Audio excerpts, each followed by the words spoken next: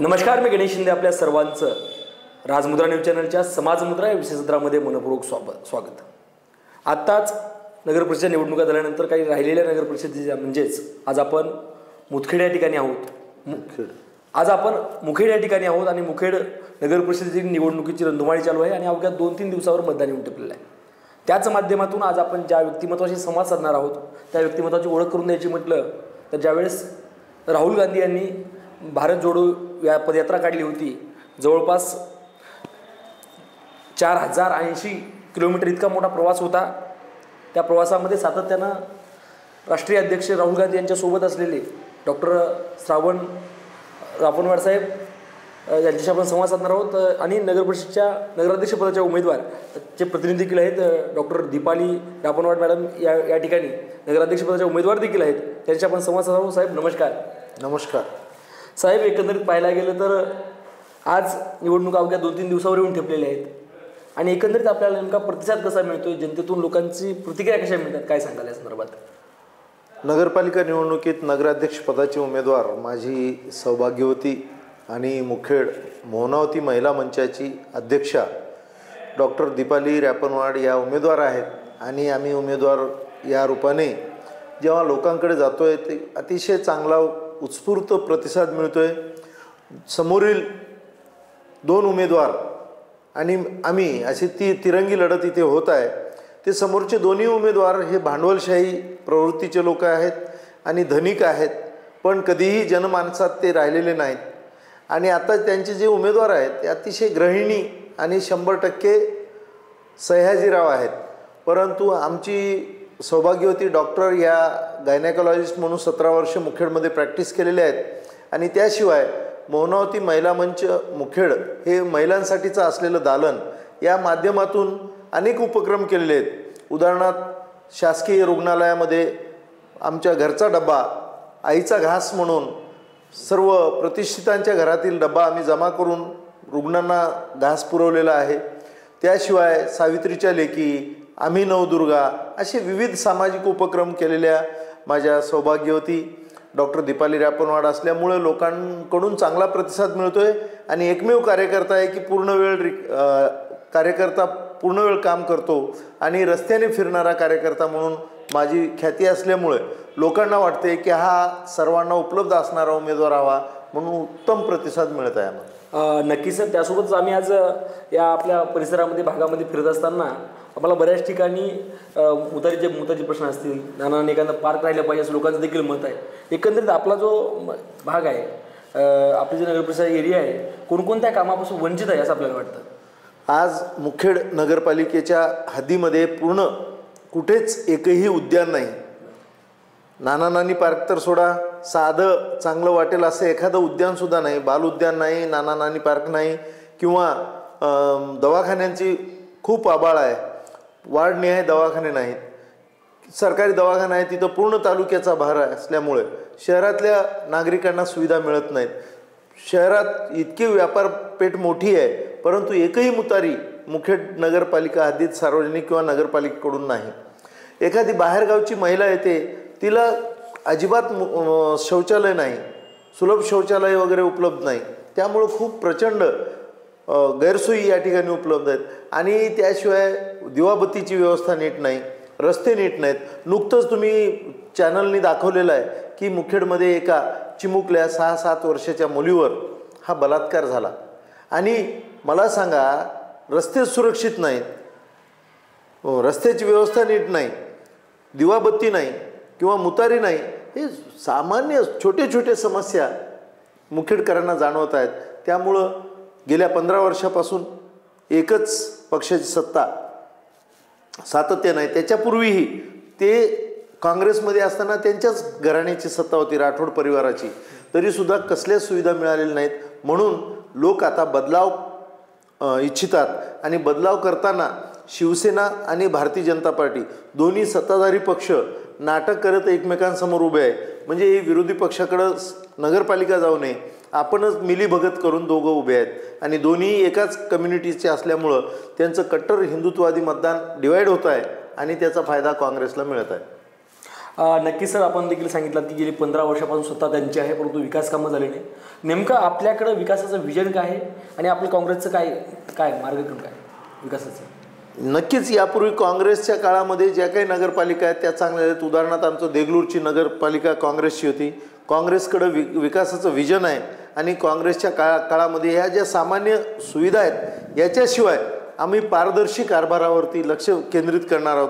नगरपालिकेतली खडानखडा माहिती जनतेला मिळेल आणि जनतेचे कामं त्यांच्या घरपोच मिळतील असा आम्ही एक विकास आणि या ठिकाणी शॉपिंग कॉम्प्लेक्स उभं करून त्याच्या माध्यमातून नगरपालिकेला उत्पन्नाचं साधन मिळवून देऊ आणि मुखेडचं नगरपालिकामध्ये आमूलाग्र बदल करून विकासाचं आमच्याकडे विजन आहे. यासोबतच मुखेड शहरामध्ये प्रत्येक प्रभागनिहाय आम्ही सरकारी दवाखाने चालवायला पाहिजे नगरपालिकेकडून, ते आम्ही चालू करणार. अंगणवाडी अजिबात नाही, अंगणवाड्या आम्ही चालू करणार. प्रत्येक दोन महिन्याला आम्ही एक आमसभा या ठिकाणी लावणार आहोत. त्याशिवाय जे कामं टेंडर मिळतात ते टेंडर कशा पद्धतीने काढले हे सगळं आम्ही ते जनतेच्या समोरच करणार आहोत. घनकचऱ्याची व्यवस्थापनाचं जे लिलाव आहे तो आम्ही नगरपालिकेच्या प्रांगणामध्ये आम जनतेला बोलवून उघडपणे लिलाव करणार आम्ही.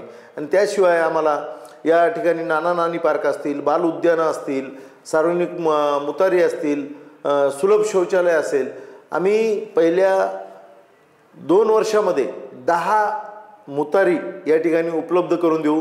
त्याशिवाय सुलभ शौचालय बाहेरगावच्या आलेल्या महिलांसाठी सुलभ शौचालयाची व्यवस्था करू. त्याशिवाय या मुखेड नगरपालिकेला आम्ही जे काही कामकाज नगरपालिकेशी संबंधित नागरिकांचे पडतात त्यांना घरपोच सेवा आम्ही देण्याचा प्रयत्न करू. त्याशिवाय सगळ्यात महत्त्वाचं म्हणजे मुखेड तालुक्यामध्ये या सत्ताधाऱ्यांनी भरमसाठ घरपट्टी वाढवलेली आहे आणि आम्ही म्हणतो की आम्ही स्वतःचं घर बांधायचं, आमच्या पैसा खर्च करायचा आणि या ठिकाणी नगरपालिकेला कर भरायचा. यासाठी आम्ही नगरपालिकेचं दुसरं उत्पन्न वाढवून आम्ही नगरपालिकेच्या हद्दीमधील सर्व घरांना आणि नळपट्टी आणि घरपट्टी पूर्णपणे 5 वर्षाच्या काळात माफ राहील. कारण आमच्याच घरात आम्ही किरायदारासारखं राहणं हे पटण्यासारखं नाही. आणि त्याशिवाय मुखेडला कचरामुक्त शहर, स्वच्छ जलयुक्त शहर आणि आरोग्ययुक्त शहर करणार आहोत. महिलांच्या सुरक्षेसाठी संपूर्ण रस्ते आमचे CCTV कॅमेरेयुक्त शहर करणार आहोत.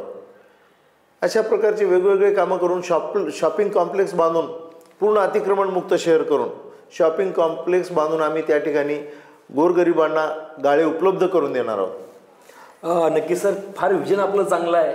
खरंच गरज आहे या शहरासाठी. एकंदरीत पाहायला गेलं विरोधक म्हणतात की आमची केंद्रात सत्ता आहे, राज्यात सत्ता आहे, आम्ही विकास करू. या सगळ्या टीकेला, या गोष्टीला आपण काय उत्तर द्याल? 2014 पासून इथले आमदार भारतीय जनता पार्टीचे आहेत आणि 2014 पासून सरकार त्यांचेच आहेत. तरीसुद्धा जर आत्ता म्हणतायत की आम्ही विकास करू, यावर जनता कशी विश्वास ठेवणार आहे? गेल्या महिनाभरापासून आमदार इथे तळ ठोकून आहेत, तरीसुद्धा त्यांना मुखेडच्या नगरपालिकेसाठी आणि असल्या कार्यकर्त्याच्या विरोधात या ठिकाणी मुख्यमंत्र्याला सभेला आणावं लागलं. नक्की सर, तुमच्याबद्दल महाराष्ट्रानं फार ऐकलं आहे. कारण की तुम्ही राहुल गांधी साहेबांच्या सोबत कंटिन्यू होता. जवळपास 4000च्या वर तुम्ही पायी यात्रा देखील त्याच्यासोबत केली. एकंदरीत तुमच्या राजकीय वाटचालीसंदर्भात काय सांगाल? वास्तविक पाहता मला जी काँग्रेस पक्षाने उमेदवारी दिली हा संविधानाचा विजय आहे.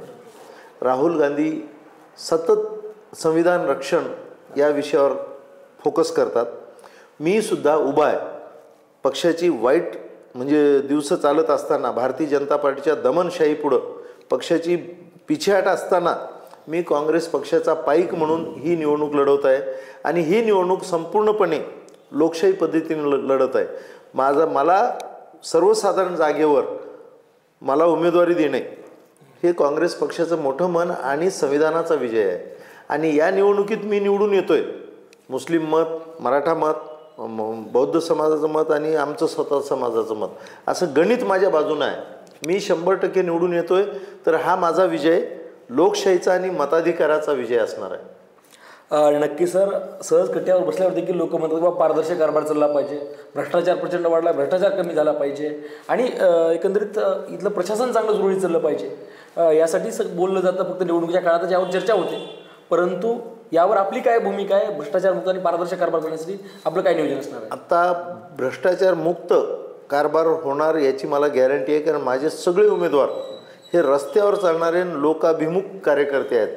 ते विजयी होतील आणि त्यांनी नगरसेवक आणि नगराध्यक्ष सगळे निस्वार्थी असल्यामुळे त्या ठिकाणी आम्ही पारदर्शी कारभार करू. या ठिकाणी आम्ही एक दंड काढला. आमच्या जाहीरनाम्यात एक मुद्दा सांगायचा राहून गेला की नगराध्यक्ष आणि नगरसेवक महिन्यातले 20 दिवस नगरपालिकेत बसून राहतील आणि जेव्हा लोकप्रतिनिधी बसून राहतात तेव्हा अधिकारी आणि कर्मचारी यांच्यावर वचक राहतो आणि मग कारभार पारदर्शी होतो. म्हणून आम्ही त्याच्यावर भर देणार आहोत. नक्कीच नांदेडचे स्वर्गवासी खासदार वसंतराव चव्हाण साहेबांनी देखील संधी दिली होती, त्यानंतर रवींद्र चव्हाण साहेबांना संधी दिली. एकंदरीत आपल्या नांदेडचे खासदार रवींद्र चव्हाण साहेब आहेत. एकंदरीत आपल्याला जिल्हा काँग्रेस कमिटी असेल, राज्य काँग्रेस कमिटीच्या वतीने कशी प्रतिसाद मिळतो आपल्याला? मुखेड नगरपालिकेच्या निवडणुकीत पाहायला गेलं, खासदार साहेब पूर्ण जिल्ह्यामध्ये फक्त आणि फक्त मुखेडचे फॉर्म भरताना उपलब्ध होते. बाकी कुठल्याही नगरपालिकेला ते गेले नाहीत, पण मुखेडच्या फॉर्म भरताना होते. त्यानंतर मुखेडमध्ये कोणत्या कोपऱ्यामध्ये कानाकोपऱ्यात कॉर्नर सभा घेऊन खासदारांनी वातावरण निर्माण केलेलं आहे. त्यानंतर जिल्हाध्यक्ष माननीय माजी आमदार हनुमंतराव पाटील बेटमोगरेकर साहेब दररोज मुखेडच्या पायी रॅलीमध्ये प्रभागनिहाय फिरत आहेत. त्यामुळं वरिष्ठ नेते आणि कार्यकर्ते सगळे परिश्रम घेत आहेत आणि आम्ही निवडून येऊ याचा आम्हाला विश्वास वाटतो. नक्की सर, आता एकंदरीत तिरंगी लढत आहे, मतदारांनी आपल्यावरच काय विश्वास ठेवावा? माझ्यावरच काय विश्वास ठेवा तर माझे उमेदवार जे आहेत आमचे काँग्रेस पक्षाचे नगराध्यक्षपदाचे उमेदवार सक्षम आहेत, वैचारिक लढा देऊ शकतात आणि स्वतः सक्षम आहेत काम करण्यामध्ये. ते कुणाच्या पतीच्या किंवा मुलाच्या सांगण्यावर चालणारे नाहीत. दुसरी गोष्ट, आमचे जे काही नगरसेवक पदाचे उमेदवार आहेत, मग त्यात शहराध्यक्ष हनुमंत नारनाळीकर असतील की सर्व उमेदवार हे रस्त्यावरचे कार्यकर्ते आहेत, गरीब कार्यकर्ते आहेत. त्यांच्या कार्याच्या जोरावर लोक निवडून देतील आणि आम्ही सगळेजण नगराध्यक्ष आणि नगरसेवक सगळे जनतेच्या हाकेला ओ देणारे कार्यकर्ते आहोत. म्हणून त्यांनी माझ्यावर विश्वास ठेवावा. 24 तास उपलब्ध असणारे कार्यकर्ते आम्ही आहोत, म्हणून त्यांनी मला मतदान द्यावं. नक्की सर, दादा शेवटचे प्रश्न एकाच वाक्यात उत्तर द्या. मुखेड शहरात सध्या सर्वात मोठी समस्या कोणती आहे? मुखेड शहरात सध्या सर्वात महत्त्वाची आणि मोठी समस्या कोणती आहे? सगळ्यात मोठी समस्या ही स्वच्छतेची आहे, आरोग्याची आहे आणि पाणी पुरवठ्याची आहे. मग पाणी प्रश्नावर आपला सगळ्यात महत्त्वाचा निर्णय काय असेल निवडून आल्यानंतर? माझं पाणी प्रश्नावर असा प्रश्न आहे की माझं कुंदराळा धरण मोठं आहे, पाणी सतत भरून नियोजन नसल्यामुळं हा त्रास आहे आणि भ्रष्टाचारी कारभार असल्यामुळे त्यांनी हे नियोजन बिघडवलेलं आहे. एकंदरीत पाहायला गेलं तर गल्लीबोळामध्ये रस्ते नाही, ड्रेनेजची प्रश्न बरेच उद्भवतात, रस्ते नालीचं पण रस्त्यावर येते, यावर आपल्या काय उपाययोजना आहेत? आमच्या उपाययोजना असं आहेत की भ्रष्टाचारमुक्त जर कारभार झाला तर रस्ते उखडले जाणार नाहीत, पाणी पुरवठा व्यवस्थित होईल, नाली सफाई व्यवस्थित होईल. त्यामुळं ही समस्याच येणार नाही. नक्कीच आताच आपण बोलताना सांगितलं की महिलांची सुरक्षा असेल आणि त्यासोबतच रस्त्याचे काही प्रश्न असतील, या संदर्भात आपला काय? असं आहे की रस्ते बांधण्याच्या अगोदरच ड्रेनेजची जर व्यवस्था केली, अंडरग्राऊंड सगळी व्यवस्था जर केली तर काहीच प्रॉब्लेम येत नाही रस्त्यांचं. आणि महिला सुरक्षेसाठी आम्ही CCTV कॅमेरे बसवणार आहोत रस्त्यानं पूर्ण. नक्कीच सर, बरीच आपली चर्चा देखील झाली आहे. जाता जाता संपूर्ण आता 2 दिवसात निवडून मतदान देखील आलेलं आहे. एकंदरीत संपूर्ण परिसराला नेमकं काय आव्हान कराल, काय सांगाल मतदारांना, काय सांगाल आव्हान काय? मी मतदारांना एकच सांगेन की केवळ धनशाहीवर झुंडशाहीवर विसंबून न राहता खरा कार्यकर्ता कोण आहे याची पारख करून उद्याच्या 20 तारखेला जनतेनं मतदान करावं. नगरपालिकेला वेळ कोण देऊ शकते, नागरिकांसाठी कोण उपलब्ध असू शकते, या गोष्टींचा विचार करून कुठल्याही आमिषाला बळी न पडता काँग्रेस पक्षाच्या पंजा निशाणीसमोरील बटन दाबून त्यांनी आम्हाला बहुमताने निवडून द्यावं असं मी सर्व जनतेला आपल्या माध्यमातून आवाहन करतो. धन्यवाद सर. हे होते डॉक्टर श्रावण रापणवाड सर. त्यासोबत त्यांच्याशी आपण सविस्तर चर्चा देखील केली आहे. या संदर्भात आपलेही काही प्रश्न असतील तर नक्की कॉमेंट बॉक्सवर टाकून आम्हाला कळवा. आणि त्यासोबतच एकंदरीत पुन्हा देखील पुढील सत्रामध्ये नवनवीन मुलाखती ऐकण्यासाठी धन्यवाद. सुरुवात